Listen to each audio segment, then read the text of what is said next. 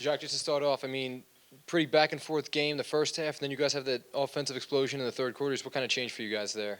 Well, I thought we were pretty lucky actually to even be winning at halftime. Just the amount of shots that they had from rebounding. I thought they got some good looks. They shot more threes than they usually take, but I think overall we really made an adjustment of not giving up offensive rebounds. So that was a big key. I think we had 12 that we gave up in the first half, so that was huge. Then we took care of the basketball. So I think 4 turnovers in the second half allowed us to really get downhill, make threes, and rim looked pretty big tonight. I was gonna say first half offensive rebound, then it seemed like in transition also they were hurting you guys. But you talked about them playing faster under Quinn, so it seems like that was out. I mean, how much of that was preventable versus just kind of them doing what they do essentially? Yeah, I think it's a little bit of both. They were trying to play fast, but when we kept them to one shot, that allows us to go right back at them, and that's one of our strengths, is to be able to play fast as well. We went small, which I think really changed the game a little bit, created some space for us. You saw there was multiple times where we were able to get downhill and get into the paint because we were small. What you did in the third, I mean, did you kind of find a little bit of that formula in the second quarter? I mean, you're down 8. I think you going like a 14-4 run or some such like that. For sure. Yeah, Dayron played his first stint, and then we put Doe in at the second stint that was going to be Dayron's. That really opened the court up for us, allowed Mikal, Spence, CJ really to turn the corner, get on top of the rim. So huge for our guys to be able to play, like we talked about, to be able to be versatile, play big, play small. And then, got a guy like Royce who can handle, played when we were small, played when we were big. So perfect fit tonight.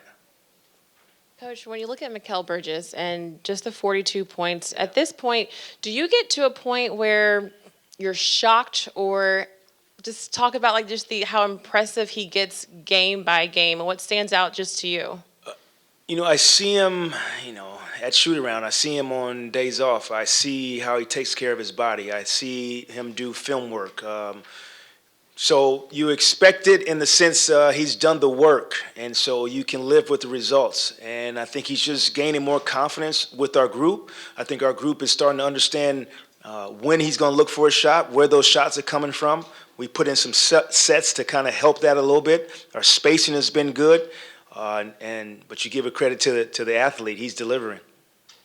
For you guys to hold Trey to 3 of 12 shooting on the night, just what was the game plan going in? I know you wanted to take free throws away, but 3 of 12, I mean, that's a pretty good job on him. What was the game plan going in? Yeah, I think overall you saw we had different bodies on him. Spencer started on him, which was different from the last time. I thought our coverage was pretty solid. They're really good at getting in and out of screens, sometimes not setting those screens. I thought our communication on the defensive end was pretty good, and then we didn't foul him as much, to get him going. Sometimes, you get a player like that, he makes free throws, and then the next he feel good about himself. I thought all of his shots were contested tonight with the heavy hand in front of him. And then just the rebound margin, 46 them and 41 for you, which is pretty close given what you were saying pregame. Just what did you think about the job about keeping Capella off the boards, and then how Nick played in terms of just crashing the glass? Yeah, we weren't pleased at halftime. Definitely talked about it at half. 12 was definitely too many. Like I told the guy, I did say it. I said, we're lucky that we're winning right now, just because they weren't able to convert all those opportunities, but they had them. And so the adjustment for guys to come back, hit, be a part of scrapping and getting rebounds was huge. Jacque, to quote Brian, this is twofold. When you guys traded for Mikal, you talked a lot about his time in Phoenix when Booker was out and how he had to carry the offensive load. He's through 22 games, he's doing this on 50% shooting and whatnot. I mean, when did this kind of become an expectation for you of him being able to handle the go-to scorer load? And I guess talking about some of his splits, what do you think is sustainable and realistic going forward, and what maybe, is it inevitable that there might be a little bit of a drop-off or, rounding the mean or whatever the math term I'm trying to think of is? Yeah, definitely. I think, he becomes one or two on the opponent's scouting report. So I think overall he gets more attention, and now what is he going to do with the attention? I think he's shown the ability to score the basketball. And, you talked about when we saw him doing that stretch in Phoenix. I think I'm learning about him, and this has been a relationship where we've allowed him to just hoop. And he's in positions that he wasn't in a few months ago. And I think he's really, enjoyed having, the burden, I guess you want to use that word, of scoring for us or being an offensive, cog for us on a nightly basis. I think he's learning how to do it when he's guarded by a primary defender. So this is all part of his growth.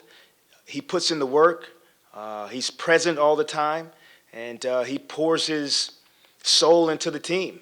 And he deserves this. And we're going to keep putting more on his plate and see if he can handle it. Twofold. Guilty as charged.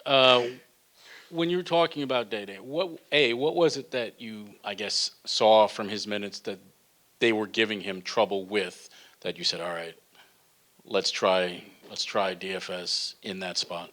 Yeah, so the first piece is, I talked about it before the game. We didn't want to give up threes to Bogdanovich. We get a switch with Day'Ron. Now he's got to guard Bogdanovich at three, step back three on the right wing. So a guy like that, he had come into the game shooting 70% for three in the 3 games already. So we didn't want to get him going. That was a huge piece of it, and that was a part of their barrage of Bogdanovich being in the game and them playing faster. And it's just a likelihood, bigs are bigs, and they gravitate towards the rim, and when Bogdanovich can shoot threes, that could be deadly. And when you're looking at, I guess when you're trying to figure out the flow of the game, I remember in Atlanta, in your last meeting with them, he hits the buzzer beater, and Spencer, I don't want to say Spencer was beating himself up, but I mean, he was talking about, I was afraid to be aggressive with him because they're going to give him the call and whatnot, and he hits the game winner.